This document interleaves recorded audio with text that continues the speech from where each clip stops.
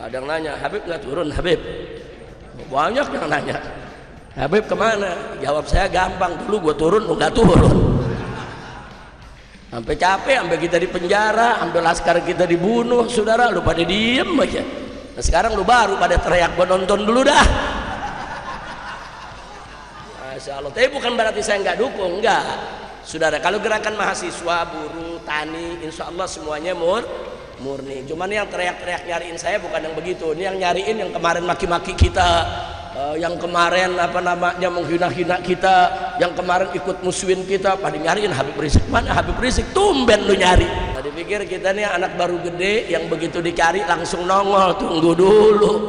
Kan kita bilang setan sama setan lagi berantem, nonton.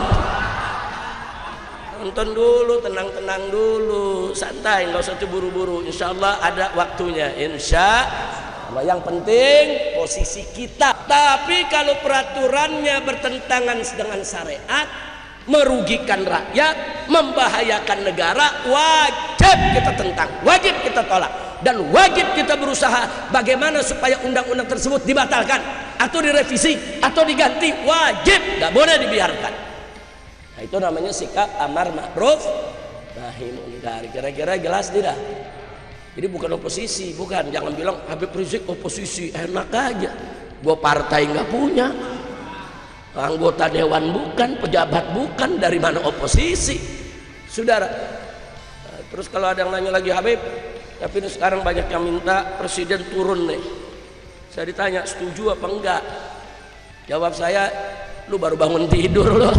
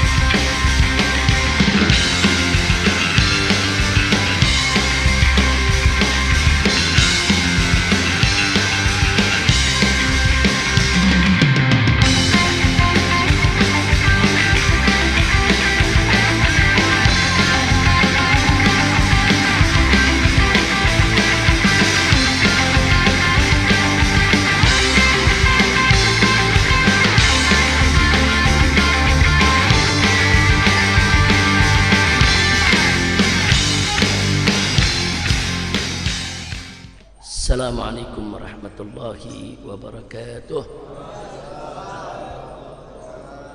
Bismillah walhamdulillah wassalatu wassalamu ala rasulillah wa ala alihi wa sahbihi wa mawalah.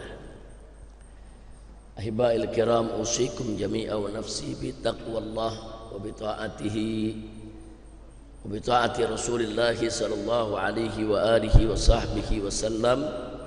Asallahu subhanahu wa ta'ala an yaja'alana jami'an minal muttaqin. Amin ya rabbal alamin. Alhamdulillah, kita berjumpa kembali dalam majlis rutin malam Kamis di Masjid Jami' Al-Islah. Dan alhamdulillah guru-guru kita Habib Idrus Al-Habsyi, Ustadz Al-Haj Haris Ubaidillah, begitu juga Ustaz Kembar Adi Alwi, hafizahumullahu ta'ala wa ra'ahum, famatanallahu bituli hayatihim wa nafa'ana bi'ulumihim, amin ya rabbal alamin. Pada kesempatan ini, saudara, saya hanya ingin menjawab beberapa pertanyaan yang berkembang di masyarakat sesuai situasi dan kondisi yang kita sama saksikan saat ini. Pertama, ada yang bertanya, apa sih hukum demo? Nah, ini kan lagi rame demo ya, demo rame. Kemudian lagi ada orang ketamburan gak ikut ya. Biasanya harus paling depan gitu demo. Ada tanya, apa sih hukum demo? Itu pertama. Yang kedua, apa sih hukumnya kalau dalam dalam demo itu ada orasi-orasi yang sifatnya mengkritik, memprotes, dan sering juga kita dengar ucapannya keras, kasar ya ikhwan. Nah ini hukumnya apa? Jawab jangan. Kapan? Kamis depan. Kalau demo udah selesai. Tapi ikhwan, kalau soal demo saya sudah pernah bahas di sini panjang lebar. Saya sudah pernah bahas di tablik-tablik, di majelis-majelis saudara, bahwa demo itu tidak lain dan tidak bukan adalah aksi unjuk rasa, aksi untuk menyampaikan pendapat. Jadi berdasarkan undang-undang yang berlaku di negeri kita, demo itu dilindungi undang-undang.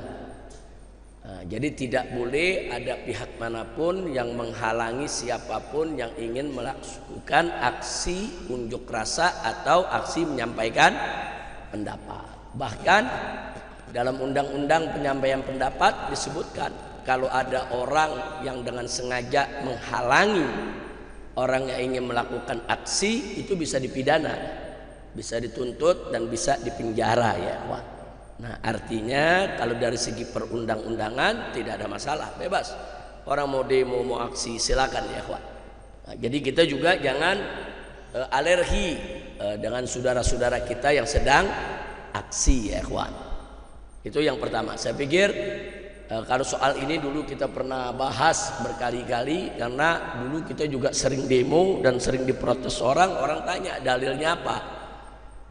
Nah, paling tidak dalam sejarah Nabi kita Muhammad sallallahu alaihi wasallam yang pernah dulu saya sampaikan bagaimana sekelompok sahabat pernah saling bergandeng tangan di kota Mekah, kemudian mereka saudara bertahlil mengucapkan la ilaha illallah, berjalan di tengah masyarakat dengan tujuan untuk menunjukkan kepada mereka bahwa kami muslim, mau apa, bahwa kami masuk Islam, mau apa. Nah, jadi dia mau tunjukkan kepada orang-orang kafir di kota Makkah. Itu juga demo. Nah, karena mereka mendapatkan selama ini banyak orang Islam diintimidasi, diteror, disiksa ya ikhwan. Nah, sehingga ada sekelompok sahabat yang memang pemberani seperti Sayyidina Hamzah dan lain sebagainya, saudara, mereka bergandeng tangan, mereka tunjukkan Islam mereka secara terang-terangan, nah, di depan mata orang-orang kafir. Nah, jadi ini juga salah satu bentuk aksi unjuk rasa, dia tunjukkan dirinya. Bahkan sebelum itu para sahabat pernah bermusyawarah, atau lebih tepatnya berbincang-bincang lah, tanpa kehadiran Nabi. Jadi diantara sahabat ini, saudara, ada yang punya inisiatif, pengen sekali-sekali begitu kita nih datang ke tengah-tengah orang kafir di depan Ka'bah, kalau mereka lagi kumpul kita baca Al-Quran yang keras, biar mereka semua dengar isi kandungan Al-Quran. Nah, kira-kira siapa yang berani melakukan itu? Tahu-tahu ada satu sahabat angkat tangannya siap melakukan itu, yaitu Abdullah bin Mas'ud radhiyallahu anhu. Abdullah bin Mas'ud ini pelayan kita punya Nabi, khadimur Rasulullah sallallahu alaihi wasallam. Abdullah bin Mas'ud ini yang suka bawa tongkatnya Nabi, bawa sendalnya Nabi. Kalau Nabi masuk kemana sendal dibuka, dia yang pegang, saudara. Nah, Abdullah bin Mas'ud ini fisiknya kecil ya, badannya kecil, kurus. Ya kalau untuk berkelahi nggak meyakinkan, saudara. Tapi berani luar biasa. Terus para sahabat begitu lihat Abdullah bin Mas'ud, mereka mengatakan jangan kamu, karena badannya kecil ya ikhwan. Jangan kamu, yang lain aja. Udah gitu Abdullah bin Mas'ud ini dianggap juga bukan dari suku yang kuat ya ikhwan, sehingga khawatir nanti nggak ada yang melindungi. Nah, tapi tetap Abdullah bin Mas'ud mengajukan dia yang membaca. Singkat cerita, akhirnya di hari yang sudah ditentukan Abdullah bin Mas'ud jalan menuju Ka'bah. Di sekitar Ka'bah banyak orang-orang kafir Quraisy, pemuka-pemukanya pada hadir. Ada Abu Jahal, ada Abu Lahab, ada Abu Sufyan ya ikhwan. Wah, ini pemuka-pemuka semua. Nah, kemudian Abdullah bin Mas'ud di hadapan mereka sambil mengelilingi Ka'bah membaca surat Ar-Rahman. Ar-Rahman Allamal Quran. Baca satu ayat, baca sambil dia kencengin suaranya ya. Orang-orang kafir kaget. Apa yang dibaca orang ini? Mereka dengarkan semua. Ternyata dibaca ayat Al-Quran. Salah satu dari mereka mengatakan, oh ini yang diajarkan oleh Muhammad ini. Ini yang diajarkan oleh Muhammad nih. Ini sihir ini, bahaya ini. Digebukilah Abdullah ibn Mas'ud, saudara. Dikeroyok, dikurubutin, digebuk, dianiaya sampai lebam-lebam, saudara, bahkan sampai pingsan. Nah, jadi sekujur tubuh udah luka semua. Nah, singkat cerita, setelah dikeroyok sedemikian rupa, akhirnya mereka tinggalkan itu Abdullah ibn Mas'ud, saudara, dalam keadaan pingsan. Kemudian diangkatlah oleh para sahabat yang lain, dibawa, saudara, diamankan, diobati. Nah, begitu sudah siuman, sadar, sebagian sahabat bilang apa? Ya Abdullah, ya ibn Mas'ud. Kami bilang apa? Jangan kamu, ini resikonya, nggak ada yang lindungi dan jaga kamu. Tapi apa jawab Abdullah ibn Mas'ud? Wallahi, kalau kalian kehendaki, besok aku lakukan lagi. Masya Allah. Nah, saya nggak mau cerita panjang-panjang, saya cuma mau ngambil intisarinya. Itu namanya demo ya ikhwan. Dia mendemokan, dia unjukkan ke hadapan orang kafir, ini ayat Al-Quran, kalian mau apa? Ini aku mau baca, mau tunjukkan keimanan, kalian mau apa? Walaupun dia seorang diri. Nah, dalam undang-undang kita juga kan kalau demo nggak mesti rame-rame, sendiri boleh. Nah, dilindungi, silakan sampaikan pendapat. Nah, jadi artinya memang di zaman Nabi namanya bukan demo, namanya bukan mudzaharah ya kawan. Nah, tapi paling tidak di situ idhar syuur, dia tunjukkan dia punya perasaannya, dia tunjukkan dia punya sikapnya di hadapan orang-orang kafir, walaupun dengan resiko dianiaya. Nah, kejadian-kejadian yang tadi saya sampaikan ya kawan, itu semua adalah bentuk-bentuk menyampaikan pendapat, bentuk-bentuk menunjukkan sikap, bentuk-bentuk saudara menunjukkan perasaan. Nah, jadi jangan bilang oh demo tuh nggak ada dalilnya, haram itu demo, nggak nyunnah itu demo, saudara. Nah, bahkan ada yang bilang demo tuh nggak manfaat. Siapa bilang, saudara? Kita sering sekali merasakan manfaat demo, saudara. Ya bukti yang paling dekat kemarin aja, putusan MK mau dibatalin, begitu demo nggak jadi. Nah, kalau nggak demo jadi dibatalin, saudara. Jadi itu tuh barang udah jadi. Tapi begitu demo nggak jadi, dia batalin. Jadi kita sudah sering, jangan kita nafilah demo nggak ada manfaatnya. Siapa bilang? Sering kali kita rasakan manfaat demo. Sesuatu yang tadinya menghimpit rakyat, begitu demo nggak jadi. Sesuatu yang tadinya akan menyusahkan rakyat, begitu demo nggak jadi. Sering tidak? Sering. Jadi jangan bilang nggak manfaat, jangan. Jadi para mahasiswa kita, masyarakat, buruh yang pada demo menyampaikan pendapatnya, saudara, mereka dibenarkan secara syariat dan dilindungi oleh undang-undang. Nah, jadi kita dewasa sedikit lah kalau kita menyikapi hal-hal seperti itu. Soal kita nggak mau demo tuh soal lain. Oh saya nggak suka kalau demo, ya nggak apa-apa nggak suka, saudara. Kan nggak dipaksa. Ayam halal, apa kita dipaksa makan ayam? Enggak, kita disediain ayam nggak doyan, ya jangan makan. Nah, tapi jangan langsung mengharamkan ayam. Oh ini ayam haram nih, saya nggak suka. Ente nggak suka kok diharamin. Nah, jangan demo boleh, saudara. Jadi jangan bilang demo bid'ah, syirik, tidak nyunnah ya ikhwan. Nggak betul. Kalau kita mau gali-gali, ternyata di zaman Nabi juga ada, hanya namanya bukan demo, tapi bentuknya kan ada, menunjukkan sikap, menyampaikan pendapat. Alhamdulillah. Nah kemudian pertanyaannya sekarang, lalu bagaimana kalau demo itu ada orasi, protes, kritik? Nah, saya pikir siapapun tahu, saudara, yang namanya protes dan kritik sah-sah saja untuk disampaikan oleh siapapun, apalagi pada saat demo, saudara. Nah sekarang kita lihat aja, saudara, firman Allah dalam surat An-Nisa ayat 148. Nah, dulu pernah saya bawakan pada saat saya disidang. Waktu sidang ya kawan, waktu saya ditahan, digelar pengadilan di sidang, saudara. Jadi ada jaksa menyela kita, ini Habib kan guru agama, jadi pakai bahasanya jangan kasar lah kepada pemerintah, begitu ya ikhwan, karena memang bahasa saya cukup keras saat di sidang. Nah saudara, nah kita jawab dengan surat An-Nisa ayat 148. Nah catat itu, surat An-Nisa ayat 148. Wallahu subhanahu wa ta'ala qala la yuhibbullahu al-jahra bis-su'i minal qawli illa man zulim wa kana Allahu sami'an alima. Shadaqallahul azim. Luar biasa ini ayatnya. Apa Allah nyatakan di sini? La yuhibbullah, Allah tidak suka al-jahra bis-su', saudara. Orang al-jahra bis-su' minal qawli, orang yang mengucapkan kata-kata buruk secara terang-terangan. Allah enggak suka kata-kata yang kasar, keras, buruk, saudara. Allah enggak suka. Artinya jangan diucapkan itu.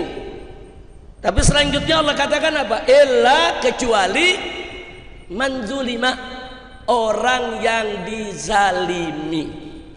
Berarti ada pengecualian enggak? Ada, saudara.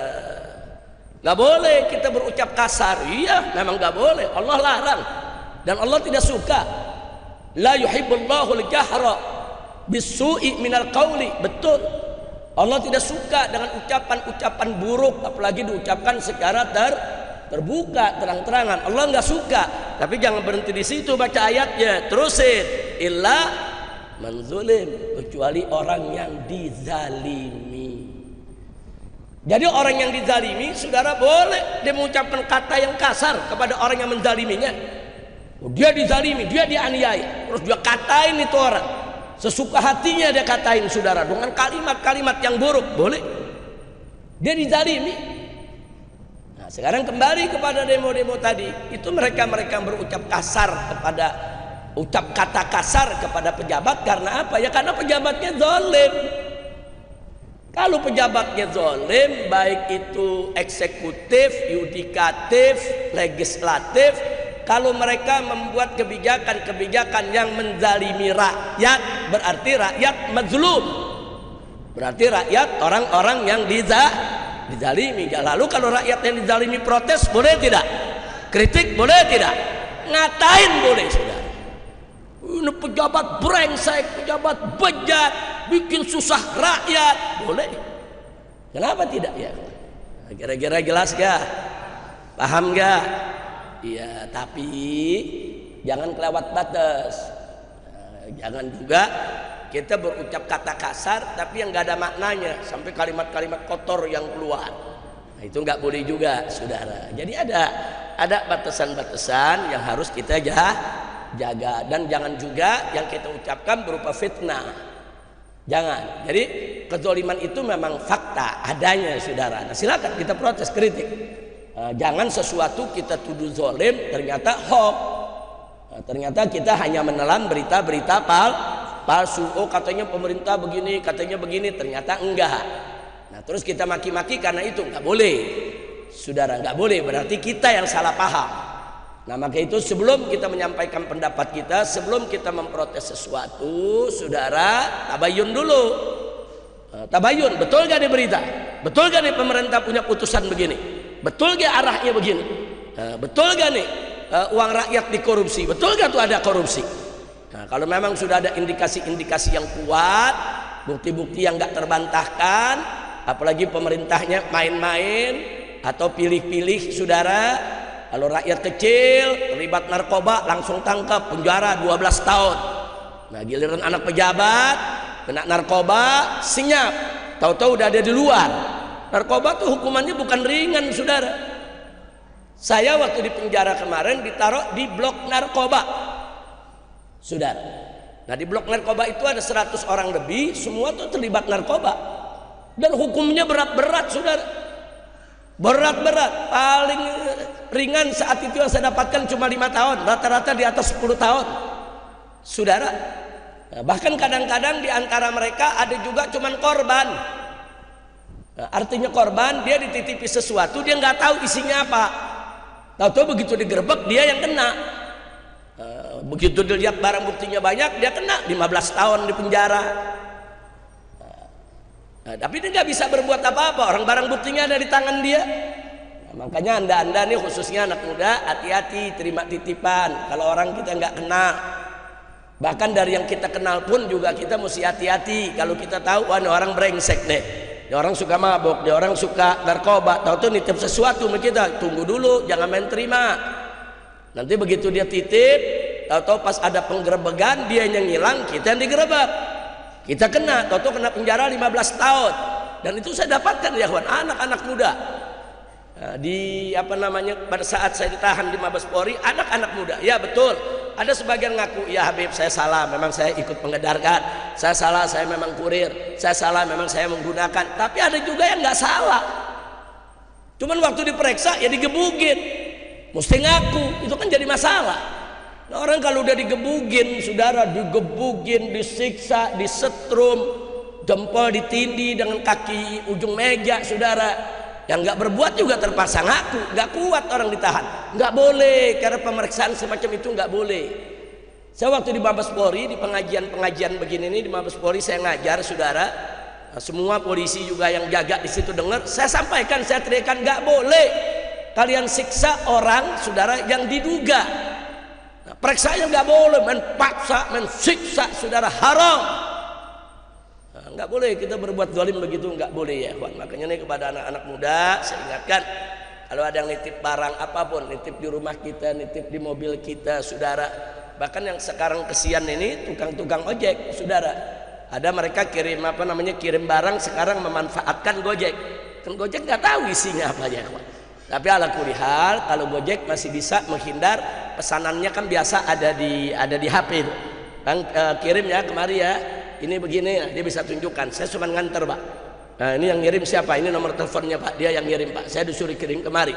Kalau Gojek gampang menghindar, ada bukti lah di HP-nya saudara. Tapi kalau yang bukan Gojek, saudara hanya karena pertemanan, titip sebentar ya, toto dia jalan, toto digerebek. Emang orang yang lagi mau nitip tadi lagi diikuti saudara sama tim buru sergapnya polisi saudara. Tahu-tahu dikasih seseorang, begitu digerebek, yang kena, yang dipenjara, yang dihukum adalah yang megang barang bukti tersebut ya Pak. Nah, jadi sekali lagi tolong hidup di zaman sekarang kita harus lebih banyak hati-hati. Nah baiklah, kembali kepada apa yang kita sampaikan tadi saudara. Karenanya kalau pemerintah nggak mau didemo, bikin undang-undang yang bagus, bikin regulasi yang bagus. Kalau pejabat nggak mau didemo, ya jangan jadi pejabat brengsek. Nah kalau ada presiden nggak mau didemo, ya jadi presiden yang baik.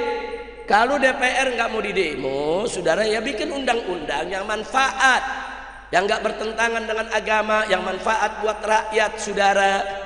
Nah kalau nggak mau didemo, saudara, jangan menyalahgunakan kekuasaan, saudara. Nah jangan cawe-cawe untuk kepentingan keluarga, undang-undang seenaknya diubah. Orang lain nggak boleh, tapi kalau anaknya boleh. Oh ada undang yang larang, undang-undang dirubah media. Ini negeri bukan punya bapak moyangnya saudara. Ini negeri bukan perusahaan pribadinya.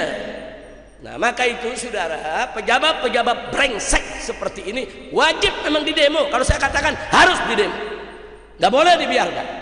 Saudara, harus didemo, harus ditentang, harus dilawan. Nah, dan jangan lupa Nabi mengatakan bahwa afdolul jihad kalimatu haqqin amama sultanil jair. Sebaik-baiknya jihad adalah kalimat hak yang disampaikan di hadapan pemimpin yang zalim, pemimpin yang jahat. Nah, jadi sekali lagi saya mendukung sepenuhnya. Saya mendukung sepenuhnya saudara. Demo-demo yang dilakukan oleh mahasiswa, oleh buruh, oleh masyarakat, oleh rakyat dalam rangka untuk melawan kezaliman dan menegakkan keadilan. Karena kenapa saya harus mendukung? Karena itu bagian daripada amar ma'ruf nahi munkar. Nah, cuman yang saya ingatkan jangan kebablasan dan hati-hati jangan sampai ditunggangi. Saudara, ada yang suka nunggangi gerakan mahasiswanya bagus, gerakan buruhnya bagus, gerakan rakyatnya bagus, tapi ada orang-orang politik yang menunggangi. Saudara, Ya katakanlah kemarin kita bicara soal putusan MK, kan ada politik, partai politik saudara yang ikut mengompori, karena kalau itu nggak jadi dibatalkan, partai politik tadi diuntungkan. Nah begitu nggak jadi dibatalkan, begitu mahasiswa berhasil dengan demonya saudara, ya dia sudah sampai di situ aja berjuangnya. Karena partai politik itu hanya ngincer, kalau ini nggak jadi dibatalkan, saya bisa mengusung saudara calon saya, itu aja tujuannya. Nah ini yang kita mesti waspada. Kadang-kadang partai politik begini saudara sok jadi pahlawan, pura-pura bela mahasiswa, pura-pura bela rakyat. Oh, kadang-kadang ikut turun saudara, ikut teriak soal keadilan, dirinya sendiri gak pernah adil. Ini terjadi saat ini. Hati-hati, hati-hati saudara, hati-hati. Tapi kalau demo-demo buruh, mahasiswa, rakyat, kita lihat aja, untuk suarakan itu keadilan, kebenaran saudara, dukung. Jangan ragu-ragu rakyat Indonesia untuk mendukung saudara, karena memang saudara di kondisi politik kita di negeri ini yang sudah partai semua diborong untuk mendukung rezim, partai nggak bisa diharapkan lagi untuk membela rakyat, maka rakyat harus membela dirinya sendiri saudara. Nah kalau gara-gara demo ada macet, jalan kita terganggu, ya maklumin saudara, nggak tiap hari kok. Setahun sekali, sebulan sekali, enggak apa-apa saudara, maklumin aja. Bahkan kita doain mudah-mudahan demo mereka berhasil, mudah-mudahan mereka dijaga oleh Allah, mudah-mudahan mereka diselamatkan, mudah-mudahan mereka jangan sampai ditangkap, disiksa saudara oleh oknum-oknum aparat yang bejat. Doain. Kalau kita udah nggak demo jangan nyumpain, udah nggak demo jangan maki-maki yang demo, jangan. Udah nggak demo doain, nggak mau doain minimal iya, minimal diam saudara. Nah mudah-mudahan kalau sudah sedemikian rupa, jadi kita tahu bahwa gerakan-gerakan demo yang terjadi saat ini kita dukung, tapi kita mesti waspada, jangan sampai ditunggangi saudara oleh kepentingan politik sesaat. Naudzubillah min dzalik. Karena begitu, ada partai sekarang nih, wah tampil kritik pemerintah, bicara keadilan, bicara udah semuanya lah dia bicara, dia habisi pemerintah. Padahal presiden yang dikritiknya kemarin dia yang dukung, dia yang piara 10 tahun saudara, dia yang bela habis-habisan, dia ikut menikmati saudara. Tapi begitu di ujung merasa nggak bisa dimanfaatkan lagi, tampil tengah masyarakat jadi pahlawan. Jangan ketipu yang begini saudara, jangan ketipu saudara. Ini orang Indonesia nih gampang ngelupain catatan-catatan buruk, di mana saat mereka punya kekuasaan mereka lupa merakyat kecil, begitu kan? Nah, makanya hati-hati saudara, hati-hati. Jadi kalau mau ikut yang murni, mahasiswa, buruh, rakyat yang murni. Tapi kalau udah ada kepentingan politisi, hati-hati. Kira-kira jelas tidak? Ada yang nanya, Habib nggak turun Habib? Banyak yang nanya, Habib kemana? Jawab saya gampang, dulu gue turun, lu nggak turun. Sampai capek, sampai kita di penjara, sampai laskar kita dibunuh, saudara, lu pada diem aja. Nah sekarang lu baru pada teriak, gua nonton dulu dah. Masya Allah. Tapi bukan berarti saya nggak dukung, enggak saudara. Kalau gerakan mahasiswa, buruh, tani, insya Allah semuanya murni. Cuman yang teriak-teriak nyariin saya bukan yang begitu. Ini yang nyariin yang kemarin maki-maki kita, yang kemarin apa namanya menghina-hina kita, yang kemarin ikut musuhin kita, pada nyariin Habib Rizik. Mana Habib Rizik? Tumben lu nyari. Masya Allah, kacau tidak? Nah, dipikir kita nih anak baru gede yang begitu dicari langsung nongol. Tunggu dulu, kan kita bilang setan sama setan lagi berantem, nonton dulu, tenang-tenang dulu, santai, nggak usah buru-buru. Insya Allah ada waktunya, insya Allah. Yang penting posisi kita semua saudara, saya, anda, semua jamaah majelis taklim dimanapun juga, umat Islam dimanapun anda berada, posisikan kita sebagai muslim yang beramar ma'ruf nahi munkar. Itu aja. Maksudnya apa? Kita nggak peduli besok presidennya siapa, kita tetap amar ma'ruf nahi munkar. Kita nggak peduli besok gubernurnya siapa, kita tetap amar ma'ruf nahi munkar. Kita nggak peduli besok siapa menang siapa kalah, yang penting kita tetap amar ma'ruf nahi munkar. Bukan berarti kalau yang besok menang yang kita pilih, yang menang yang kita suka, terus kalau dia maksiat terus kita diam. Oh enggak ya ikhwan, enggak. Kita boleh dukung siapa saja, kita dukung, tapi begitu dia jadi saudara, tetap kita wajib amar ma'ruf nahi munkar. Karena memang posisi habaib ulama mestinya begitu, amar ma'ruf nahi munkar. Jadi habaib dan ulama itu bukan oposisi, bukan. Beda amar ma'ruf nahi munkar dengan oposisi, beda ya ikhwah. Kalau oposisi itu memposisikan diri berhadapan dengan pemerintah, menjadi pihak pengkritik saudara, menjadi pihak penyeimbang saudara. Nah biasanya dalam seni politik saudara, yang namanya oposisi itu sering membabi buta saudara untuk mengkritik lawan politiknya. Oh lawan politiknya pemerintah, jadi apa saja yang dilakukan oleh pemerintah mereka kritik, apa saja yang dibuat oleh pemerintah semua mereka anggap jelek. Itu oposisi, seringnya begitu. Kalau ulama nggak boleh begitu saudara, nggak boleh saudara. Kita kepada pemerintah selama putusannya bagus, tidak bertentangan dengan syariat Islam, tidak merugikan rakyat, tidak membahayakan negara saudara, maka wajib kita dukung, wajib kita terima. Oh ya, ini putusan bagus, baik dari segi agama, bangsa, negara, semuanya baik. Dukung, jangan ragu-ragu untuk memujinya, walaupun kita nggak suka kepada pemerintahnya sudah. Puji, yang berhak dipuji, puji sudah. Walaupun datangnya dari orang kafir sekalipun, kalau dia benar, dia mengambil keputusan yang bagus sudah. Jadi kita lihat substansinya saudara, kira-kira jelas tidak? Tapi kalau peraturannya bertentangan dengan syariat, merugikan rakyat, membahayakan negara, wajib kita tentang, wajib kita tolak, dan wajib kita berusaha bagaimana supaya undang-undang tersebut dibatalkan atau direvisi atau diganti. Wajib, nggak boleh dibiarkan. Nah itu namanya sikap amar ma'ruf nahi munkar. Kira-kira jelas tidak? Jadi bukan oposisi, bukan. Jangan bilang Habib Rizik oposisi, enak aja. Gue partai nggak punya, anggota dewan bukan, pejabat bukan, dari mana oposisi, saudara. Terus kalau ada yang nanya lagi, Habib, tapi ini sekarang banyak yang minta presiden turun nih. Saya ditanya setuju apa enggak? Jawab saya, lu baru bangun tidur loh. Dia nggak tahu apa dari mulai di Mekah, saudara. Saya sudah teriak-teriak dari mulai di Mekah nih, di Mekah nih. Silakan buka lagi, saya udah teriak. Kalau negara pengen selamat, makzulkan Jokowi, bubarkan PDIP. Dari dulu saya teriak, bukan sekarang nih, bukan dulu.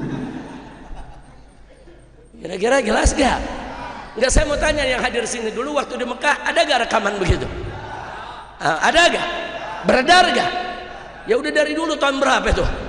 2017, sekarang 2024. Sekarang baru pada teriak dan sharing Jokowi, lu baru bangun tidur. Kira-kira jelas gak? Tapi nggak apa-apa, lebih baik terlambat daripada tidak sama sekali. Ya udah tinggal 2 bulan lagi beres, baru mau dilengserin. Aduh, kacau dah. Udah gitu pakai nyalain, Habib Rizik nggak turun nih, payah. Udah puyeng. Padahal saya dukung, Beb dukung nggak lengserin. Dari dulu kita juga teriak lengserin saudara. Bahkan dari dulu saya udah bilang ini memang brengsek, nggak sesuai aturan. Aturannya baunya amburador. Berkali-kali saya teriak brengsek, si brengsek, masa nggak paham sih? Kira-kira paham nggak? Udah Ustadz Kembar ketawanya jangan kenceng-kenceng. Urusannya diciduk duluan nanti. Jadi kalau sekarang enggak, saya mau ngaji dulu, ngaji baca kitab ya. Iya, baca kitab biar yang muda-muda dulu dah yang teriak. So udah capek, udah teriak, udah sering, udah banyak. Kalau ibarat makan tuh udah bosen udah. Kira-kira jelas tidak? Paham tidak? Jadi artinya saudara, ya saudara, kalau ada presiden siapapun dia cawe-cawe membangun politik dinasti, dia hanya ingin untuk membahagiakan keluarganya saja dengan mengorbankan daripada kesejahteraan rakyat, wajib segera dilengserkan. Saya sudah sampaikan ini dari tahun 2017, makzulkan Jokowi. Loh, kenapa 2017 saya begitu semangat? Karena memang dari awal dia memimpin udah banyak bohongnya. Nah, Allah menyatakan dalam Al-Quran, wailul lil mutaffifin, saudara. Celaka bagi orang-orang tuh yang suka berdusta. Kalau dalam Al-Quran diceritakan orang yang suka mengurang-urangi timbangan, saudara. Dia bohong, dia curang, nggak boleh, saudara.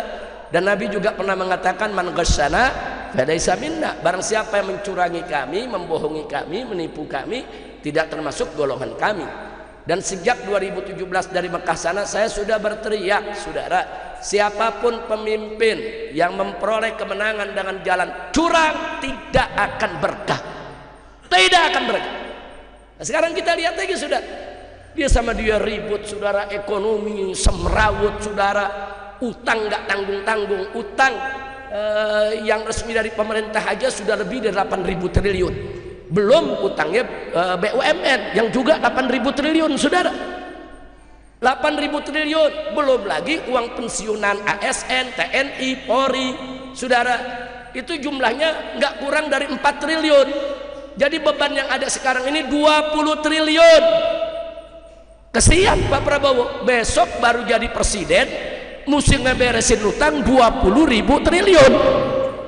Kalau nggak stroke udah bagus tuh. Ya kan kesian, orang jadi presiden dilantik bukan dikasih, saudara, program yang bagus, dikasih apa? Beresin utang. Jokowi yang pesta, saudara, piring pada kotor, Prabowo yang disuruh nyuci, ya. Kacau, kacau. Nah, kacau gak? Orang lain yang pesta, ente bayangin lagi pengantenan tamu 1.000, semua makan kotor gak piring, terus ente nyuci sendirian, gimana loh?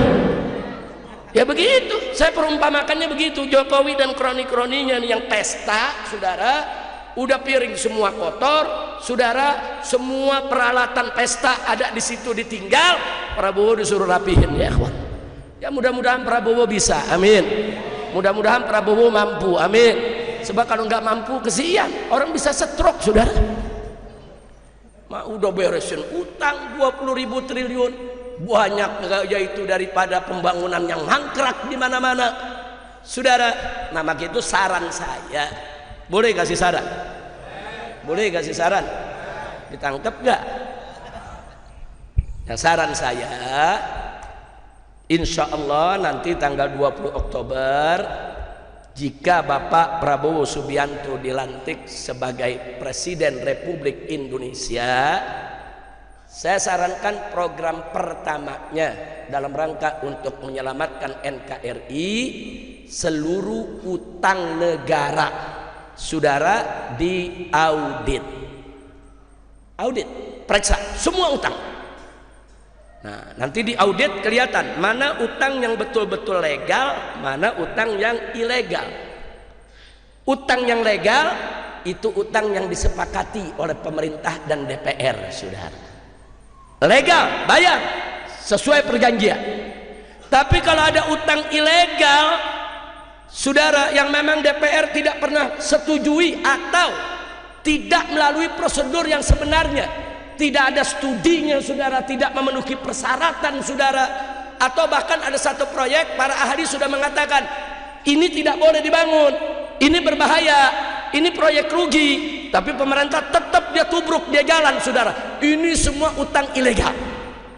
Utang yang ilegal ini, saudara, nggak usah dibayar, lalu pelakunya jeblosin semua ke penjara, masukin ke penjara, saudara. Mau siapapun, mau Jokowi ke, saudara, mau Luhut ke, mau siapapun kroni-kroninya, kalau memang terbukti melakukan utang ilegal, tangkap, jebloskan ke penjara, sita semua hartanya, saudara. Jadi itu saya yakin kalau itu diaudit, saudara, utang yang tadinya kelihatan 20.000 triliun mungkin cuma 4.000 triliun, saudara. Sisanya ini banyak dikorupsi, banyak dipakai untuk pribadi. Ada urusan apa kita disuruh bayar utangnya dipakai buat pribadi? Ada urusan apa kita disuruh bayar utang, saudara, yang dipakai, saudara, untuk kepentingan satu kelompok, bukan kepentingan bangsa dan negara? Kira-kira jelas gak? Setuju gak? Ente yang setuju, Prabowo wallahu a'lam. Tapi kalau Prabowo lakukan ini, saudara, insya Allah, saudara, beliau akan bisa memimpin dengan mudah, dengan sejuk, dengan damai, dengan tanpa beban yang berat. Insya Allah. Jangan semua utang dibayar. Tunggu dulu, periksa dulu dong, ini utang siapa? Oh, ini utangnya benar, legal.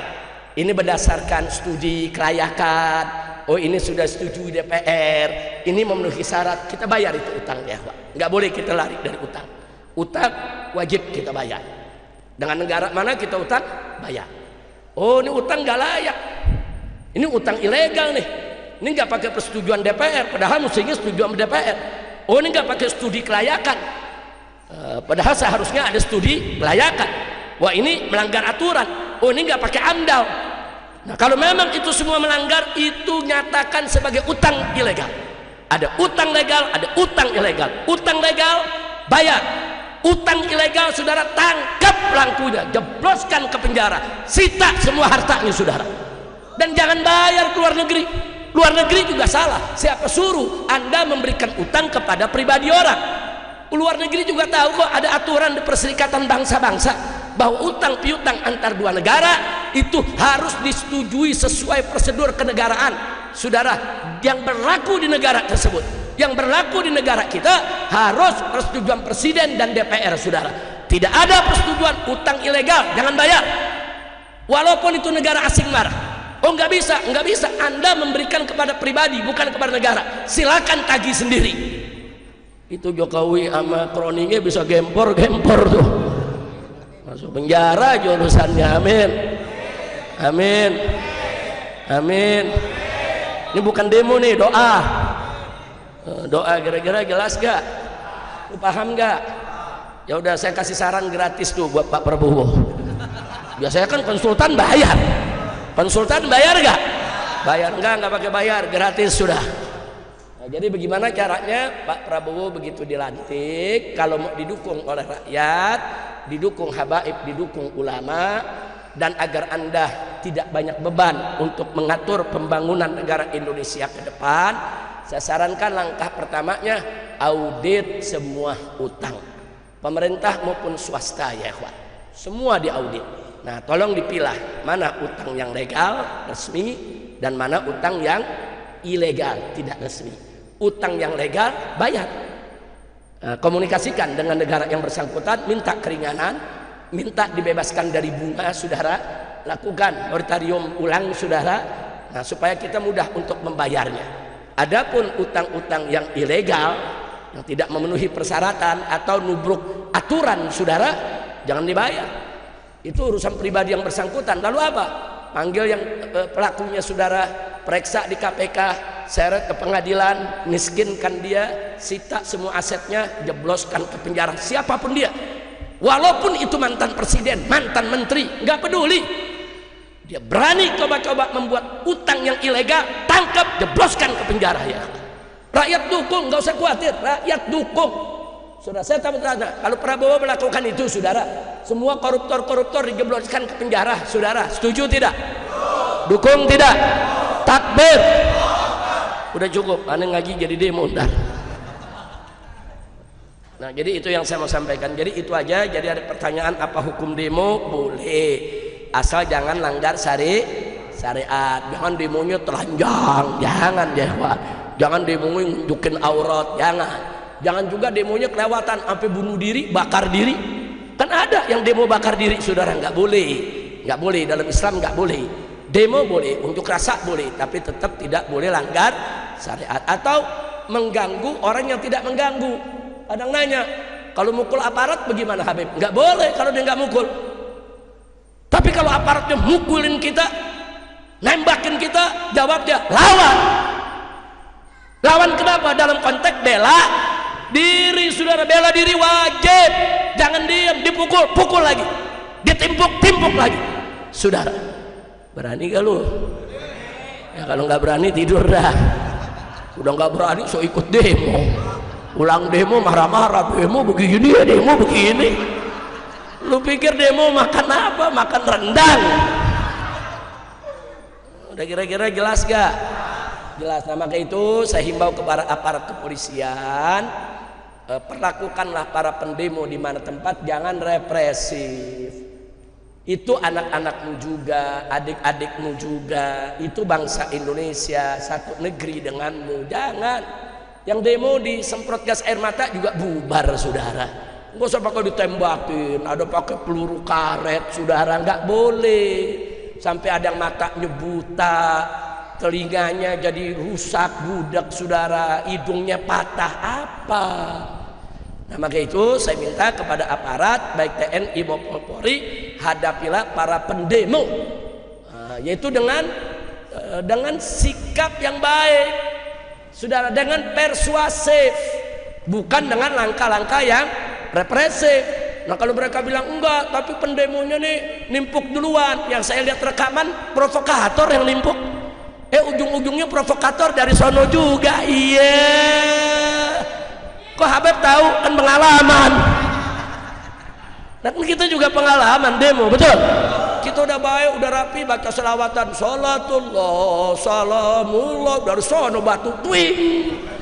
Kena laskar marah, laskar timpuk lagi, ada provokator. Kira-kira jelas gak? Udah jangan pakai alasan Habib ini karena mahasiswanya ya represif. Itu reaksi gara-gara ente represif, betul? Jangan kenyang-kenyang, betulnya ditangkap loh. Ini urusannya Masjid Al-Isra digerebek nih ntar. Masya Allah, udah dah. Jadi kalau cerita soal demo nggak usah cerita lah, kita udah pengalaman, udah demo puluhan tahun gitu, udah demo ya ikhwan. Kita udah tahu bagaimana dijebak, bagaimana diakalin dan seterusnya. Justru dengan pengalaman itu saya ingin berbagi dengan aparat keamanan TNI maupun Polri. Yakinlah kalau para mahasiswa buruh tani dihadapi mereka dengan persuasif, dengan baik, dengan damai, dengan sejuk, enggak bakal ada demo anarkis, saudara. Kalau mereka bersuara keras, ya nggak apa-apa, memang demo mesti keras kok suaranya. Kalau mereka coret-coret itu tembok, ya udah besok cat lagi, kenapa sih? Kalau mereka ngerubuhin pintu, ya besok panggil tukang las betulin. Kenapa sih mesti ditembak orang, mesti dipukul, pecah kepalanya, patah hidungnya? Orang yang pecah kepala, patah hidung, rusak pendengarannya, itu bisa cacat seumur hidup, saudara. Itu enggak sepadan dengan tembok yang rusak, dengan pagar yang rubuh. Jadi manusiawi lah, manusiawi. Nah, adapun para mahasiswa, para buruh, para petani, rakyat semuanya yang berdemo, ikhlaskan niat. Jangan mau ditunggangi oleh siapapun, jangan mau dijadikan alat politik siapapun. Berjuang dengan niat yang ikhlas, bersih, hanya untuk mencari ridha Allah, membela agama, bangsa dan negara. Pokoknya semua mahasiswa, buruh, siapapun yang berdemo dengan niat yang ikhlas untuk bela agama, bangsa dan negara, saya nomor satu paling depan untuk mendukung daripada perjuangan mereka, saudara. Takbir, shallu ala nabi. Nah, jadi ya kawan, saya pikir dua pertanyaan tadi sudah terjawab, saudara, dan sikap saya terhadap kondisi sekarang juga jelas. Saya tidak pernah berubah dari dulu sampai hari ini, saudara. Saya tetap akan melawan siapapun pejabat-pejabat brengsek di negeri ini, saudara. Hanya semata-mata untuk amar ma'ruf nahi munkar, mencari ridha Allah Subhanahu wa taala. Dan pesan saya secara khusus buat Bapak Prabowo Subianto, tidak usah panik dengan demo-demo yang sekarang. Karena demo-demo yang sekarang ini sebetulnya kan ditujukan, saudara, untuk rezim yang saat ini berkuasa, yang cawe-cawe, nabrak undang-undang, nabrak konstitusi hanya untuk kepentingan keluarga. Nah, mestinya Pak Prabowo ikut mendukung gerakan mahasiswa. Mestinya Pak Prabowo ikut mendukung suara-suara rakyat tadi. Nah, supaya apa? Supaya jangan sampai pula nanti begitu Bapak Prabowo memimpin, saudara, orang-orang brengsek ini akhirnya memaksakan diri ada di sekitar presiden yang baru. Itu bahaya. Nah, maka itu yuk saya mau ajak seluruh bangsa Indonesia ke depan. Kalau memang nanti Pak Prabowo dilantik menjadi presiden, saudara, kita jaga, kita lindungi. Jangan sampai Pak Prabowo ini ditunggangi, saudara, oleh Jokowi dan kroni-kroninya, saudara. Nah, jadi perjuangan mahasiswa sekarang nggak main-main. Kalau mahasiswa sekarang menolak adanya Gibran sebagai wakil presiden, wajar. Kenapa? Karena putusan MK-nya kan direkayasa. Putusan MK-nya itu kan cawe-cawe, saudara, sehingga dia boleh jadi wakil presiden. Nah, sebetulnya Pak Prabowo-nya sendiri jadi capres sudah bagus, menang, silakan. Nah, tapi ada problem-problem di sekitar Pak Prabowo ini, yuk yang sama-sama kita beresin, saudara. Ya, kalau Gibran dianulir tidak perlu jadi wakil presiden kan boleh aja. Prabowo bisa kok jadi presiden sendirian, lalu nanti wakil presidennya bagaimana? Bisa dipilih oleh MPR, saudara. Wakil presidennya, saudara, kalau bermasalah ya berhentikan, anulir, mumpung belum dilantik, saudara. Apa perlu gelar pemilu ulang? Enggak usah pilpres ulang, enggak perlu, saudara. Prabowo silakan dilantik, nanti wakilnya bisa dipilih oleh MPR, saudara.